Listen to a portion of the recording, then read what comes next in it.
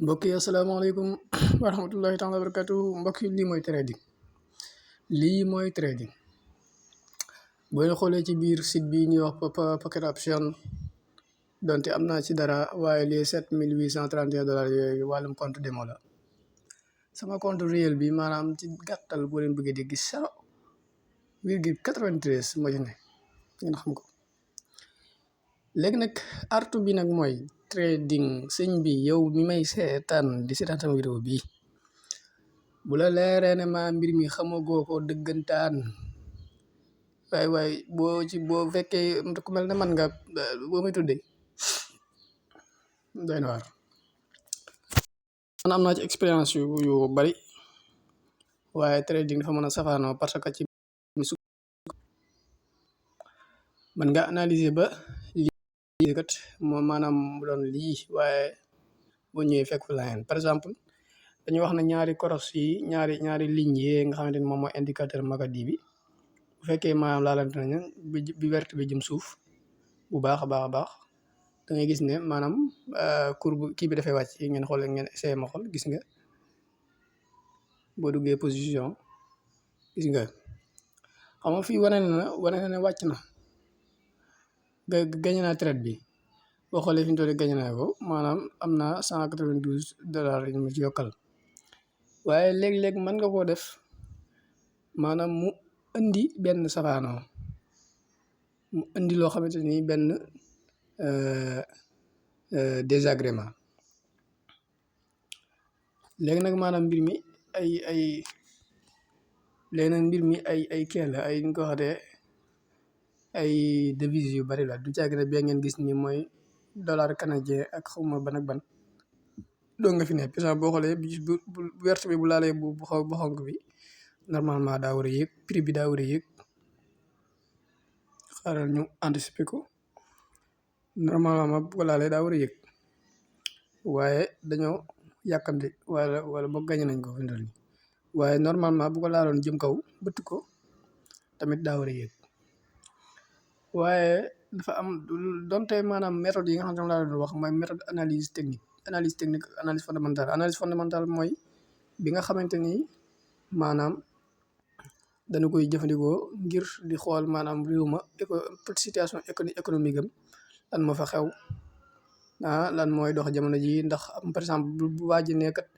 am na benn bërigo pétrole wala boog am na benn nangam ci ay litre pétrole yu lakk wala yu nangam xam na ne maanaam prix pétrole bu mu tudd dina baissé dina wàcc bu baax a baax man nag mën naa impacté ci graphique bi. bu fekkee analyse technique nag mooy par exemple ngay analyser graphique bi li nga gis ci graphique bi lu mu doon boo xoolee lii ngay gis nii mu wàcc nii gisaat fee maanaam mel ne am lu yéeg gisaat fii maam lu wàcc gisaat fee mel ne lu yéeg lii fi mu toll nii double bottom lañ koy wax double bottom. am na fu ñuy wax ligne de coup mooy diggante bi mooy cat li nga xam ne moom la tàmbalee boo ko bëttee nii defaat ko nii léegi nag yaa ngi da ngay seetlu saa bu bëttee ligne de coup bi day avancé wu day jëm kaw. kon fii nii bu fekkoon tey jii duggee nga fii traite da ngay gañe kon lii mooy wàllum lu jëm ci wàllum ay analyse technique. waaye artu bi nga xamante ne moom laa ciy def rek di ko ci defaat bu baax a baax mooy tamit graphique dafa am tendance haussière am tendance baissière boo xoolee fii noonu fii lii xam ban tendance la am tendance baissière la am day jëm di gën a wàcc day jëm di gën a wàcc rek waaw. nag ci kaw maanaam fi boo xoolee bii laal na ko waaye fi mu toll nii lii dafa am tendance baissière tendance bi dafa danger nga contre ko danger na loolu nga contre tendance bi waaye gannaaw mi ngi am beneen tendance nan dugg waaye dañoo yéex a dugg parce que boo xoolee maanaam jëmmi ligne bu verte bi daanaka dugg kii na lu yàgg. wala boog ci minute yi ñu xool ko ci minute yi wala fi mu toll nii yëg na